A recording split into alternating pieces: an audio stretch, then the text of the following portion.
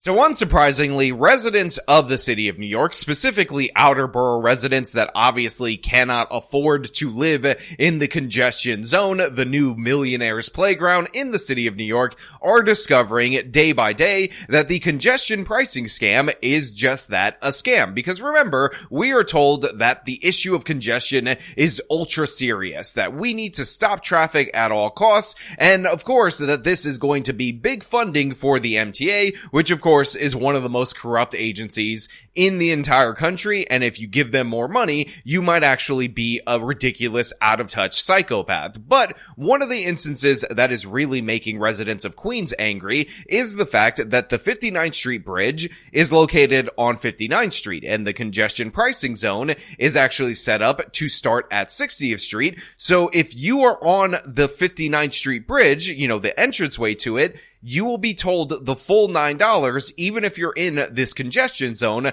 for only a minute. And obviously, this was done on purpose. This was done to extract money from outer borough residents on what used to be one of the few toll-free bridges in the city of New York, and it's disgusting in every possible way. But don't worry, the anti-car Nazis, the people who hate your personal vehicles and want to ruin your life, are celebrating it because now they get to bike freely all below 60th Street. Now, we're going to get into this, but before we do, I want to remind you that friend of the channel, Devin Tracy, his parents lost their family home that they've owned since the 70s in the California wildfires, and he's currently raising money via GoFundMe in order to support them through this troubled time.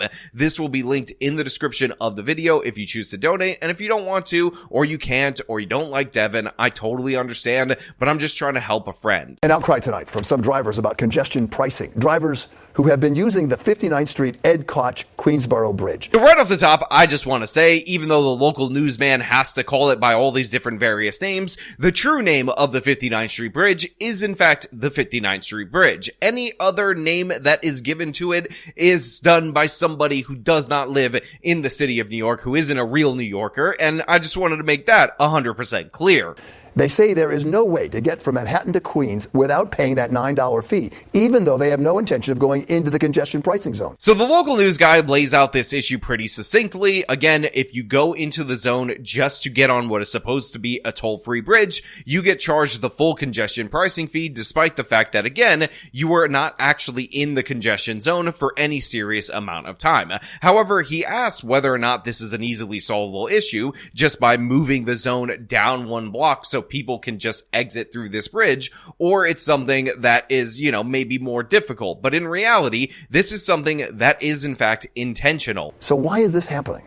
A little and solvable issue or a very big problem? Again, this is fueled by an anti-car ideology that is prominent amongst the left and amongst the liberal elites. All of those people that were celebrating the night of the unveiling of the toll sign are ridiculous people, but they're also extraordinarily wealthy people who don't want the riffraff driving on the streets of Manhattan because they want a walkable paradise. They want a bike zone. And I'm not joking about this. There was actually a post by a multimillionaire who describes himself as one of the biggest bankrollers of congestion pricing when he was talking about how he was biking so freely without the oppressive violence of people in vehicles in the city. Now, of course, this guy was biking in very cold conditions because he's one of these anti-car psychopaths. And when you look at the streets of New York, one of the things that you'll realize is that traffic is depressed extraordinarily. But again, this is all by design. The envirotards and the anti-car Nazis are getting what they want. In this new congestion pricing era, Andrew Joseph, who just moved to Long Island City, probably won't be driving across the Ed Koch Queensboro Bridge. I'm not going to be congesting Manhattan with my car anymore. But notably, if you are heading into Manhattan and planning to go uptown, you can stay on the upper level of the Ed Koch and avoid the toll. However, when you go back to Queens, there is no avoiding it, whether you're on the upper level or the lower level, because the road takes you below 60th Street before you start heading across the bridge. This man driving south on 2nd Avenue just paid $9 to enter the congestion zone for less than a minute. Definitely not good. I'm not happy. Now, right here, you see the obvious plight of the drivers. And to be clear, even though there are crossings like the RFK Bridge into Queens that are north of this location, the RFK Bridge is also tolled at a similar rate to the congestion zone. So there's no real way for you to get out of the borough of Manhattan and into Queens Queens without actually paying this toll or some other toll that is similar in value. And I want to emphasize this, that this is in fact intentional. The traffic is not necessarily bottlenecking up around 60th Street on the borough of Manhattan.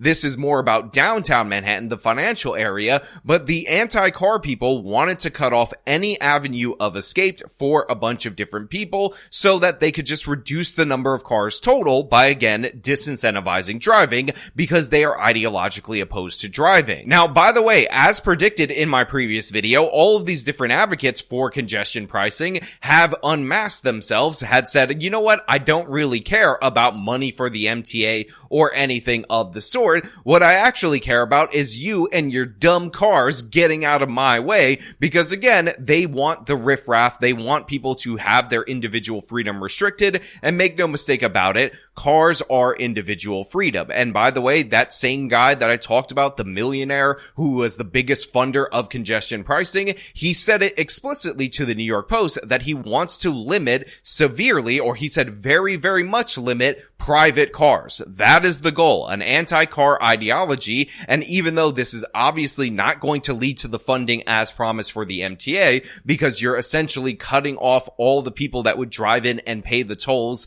at the various bridges and tunnels that would go to the MTA, you're just cutting off cars and spiting drivers just to spite them, and of course hurting all these different small businesses that rely on deliveries, because make no mistake about it, the delivery trucks get charged repeatedly throughout the day, despite the fact that individual passenger cars only have to pay it once per day. But here's the thing. The MTA reminds drivers the toll is not contingent on how long you're in the Manhattan Central Business District, just if you're in it at all. In a statement, a spokesperson for the MTA said, quote, "The law passed 5 years ago that established the congestion relief zone set the boundary as Manhattan south of and including 60th Street, except for the FDR Drive and West Side Highway. The location of toll points aligns exactly." So, of course, the MTA, the most corrupt agency in the city of New York, and maybe the most corrupt agency nationwide, releases a statement saying, haha, in your face, you gotta deal with it. It's not about how long you're actually causing congestion in the congestion zone. It's about whether or not you're below 60th. And yes, this is our sneaky way to put tolls on the East Side bridges that for the longest time never had tolls. You're just gonna have to deal with it. Stupid drivers, stupid Queens residents. Why don't you make more money to live in the millionaire's paradise that is Manhattan, that's more walkable, in your stupid faces? Still, some feel this toll point in particular impacts Queens residents unfairly. They've been the most vocal people that have been against the congestion pricing, saying it just hurts them the most and hits them the most. Probably not as fair as when you the congestion, you're trying to avoid the congestion in Manhattan, not going the other way. No, probably it's not fair. But yeah, such is life, right? So I just want to point out the obvious, which is the people who drive, the people who have to drive in the city of New York, who have to drive in Manhattan, are pretty reasonable in comparison to the anti-car activists, to these people who want to limit your ability to own private cars, not just in New York City, but nationwide in comparison. Because here you have people who figured out, obviously, that this is a scheme. This is a scam. The whole point of congestion pricing is to reduce congestion in this congestion zone, but in reality, they have a specific setup in order to extract money from people that are leaving the zone, that may be coming from uptown and just want to go back to Queens, that shouldn't be impacting anything below 60th Street at all whatsoever. But they're like, you know what, like, it's completely unfair, it's totally a scam, but such is life in the big city. And in reality, this is what we're going to expect, this is what we're going to see throughout this process, because the MTA is not going to get anywhere near the funding that is promised through this, and already we're hearing murmurs about Governor Kathy Hochul raising the payroll mobility tax on the entire state of New York in order to fund the expected deficit that the MTA is experiencing. Because obviously, like I said, if you're reducing the incomes that they would get from all the various toll bridges into the congestion zone, that is going to offset the increase in revenue that you're going to charge to the much fewer cars that are in said congestion zone. In addition to that, obviously the small businesses that are going to have to pay higher costs for deliveries. And again, deliveries are charged repeatedly throughout the day for being in the zone, not just one time per day, unlike passenger cars. And then you're going to have reduced traffic because people aren't going to want to drive into the city unless they absolutely have to, or as often as they previously would for, going to restaurants or going to certain businesses in order to shop and whatnot. So it's going to end up being a boon to online shopping at the expense of the retailers, which is going to decimate the tax base. And a reminder, drivers only get tolled once per day. So if you know you're going to be driving over the Ed Koch Queensboro Bridge 2 times, you're either going to get hit on the way in or on the way out. Now, of course, you have all the dopey progressives that you would expect that are in favor of this, as well as a bunch of different online accounts that seemingly sprung up overnight in order to advocate for this, which seems rather weird because when you talk to regular, ordinary, everyday people, the last thing they want is for them to have to pay a larger tax and for that tax to go to a corrupt agency like the MTA. Now, I talked about cost overruns and all the different things that cause the MTA problems with their finances in the city of New York. But I think it is very important for me to emphasize another issue, which is the fact that these subway stations are not really handicap accessible because only about 28% of these stations have elevators. And by the way, even some of the ones that have elevators, that can be a little bit deceptive, don't actually get you to all of the trains that are available in those particular stations. But one of the reasons why this is something that doesn't get fixed is because cost overruns for putting in elevators in these subway stations are completely out of control. I want you guys to think about any elevator or every elevator that you've ever been in your life. Then come up with a number on how much you think said elevator would cost, and then realize that the New York City MTA spends around $100 million to install elevators. Now, this is the final budget for a specific project, but when they pointed out that if this were a private company and it were inaccessible to 72% of handicapped people, it would be a violation of the American Disabilities Act and they needed to appropriate money to install elevators, they did $5.6 billion for just 70 elevators, which works out to a starting budget of $78 million per elevator. This is my main problem with congestion pricing because in reality, I work from home. I don't have to go into Manhattan almost at all for any reason. So if I were to go into Manhattan, I would be perfectly fine with the income that I make, paying that $9 toll, not having to deal with traffic, and basically having all these other people excluded from the roadway. The policy is meant to help people like me, people who work in a profession where I don't have to be in the city, where I don't have to drive all that much in order to get to the city, and if I do want to drive, I can easily afford the toll because I have the privilege of working from home and having a decent income.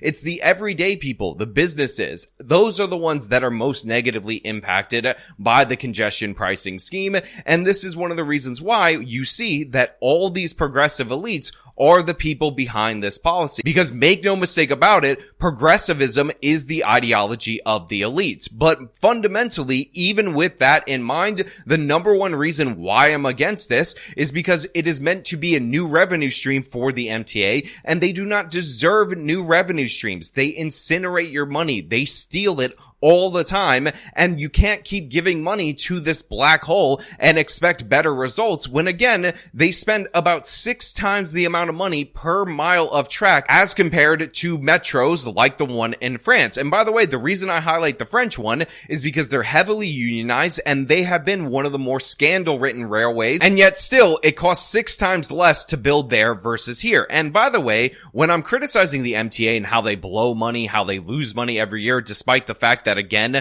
they run a transit system in the city of New York that 85% of the people use in order to get into the city of New York, people will throw comments at me like, well, Sean, it's a public service. It's not meant to actually make a profit. Sean, the mass transit system, it's okay if it loses money because it's a public service. But the fact of the matter is, this is wholly ridiculous. The major train stations that are built in the history of New York were all built by private companies, 3 of which were eventually bought by the city that currently make up the agency known as the MTA. They were profitable before they were bought by the city of New York. In addition to that, the Paris Metro that I talked about, however scandal-ridden that it is, actually makes a profit. The London Metro actually makes a profit. The Tokyo Metro actually makes a profit because it is expected everywhere in the world where you have these transit systems for them to be able to operate based on the fees that they get from riders. So it's an absolute lie that you should be taxing and tolling all these different various areas, that the MTA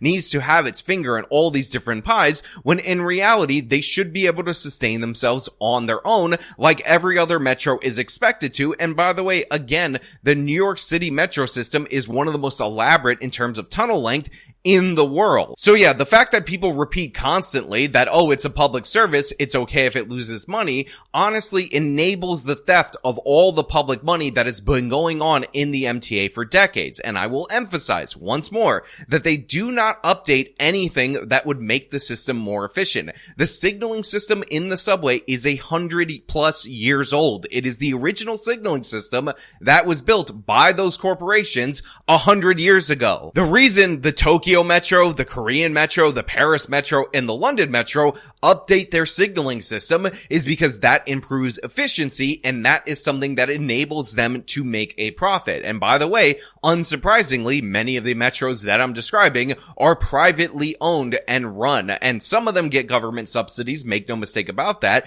but the fact is they're expected to operate like market actors, so they operate like market actors. The MTA isn't expected to do that, so they don't update basic things that would improve efficiency in the system, and we end up with disastrous boondoggles and again, $80 to $100 million elevators in the system that won't be ready until like 2056. This is not normal. This is not usual. It's absolutely criminal that you're giving them an extra dime. And in addition to that, you're scamming the taxpayers of Queens, New York, who already pay too much money to live in the city of New York just for driving in the zone for 1 minute in order to get on the bridge to leave the zone. It's crazy. It's disgusting. It's an absolute ripoff, but what can you expect from the scammers over in New York? But look, those are just my thoughts. I want to know what you guys think down in the comments below. If you like the video, you show me by leaving a like, subscribe for more content, follow me on my social media so you can support me via the support links in the description of this video. This has been me talking about yet another scam in the congestion system.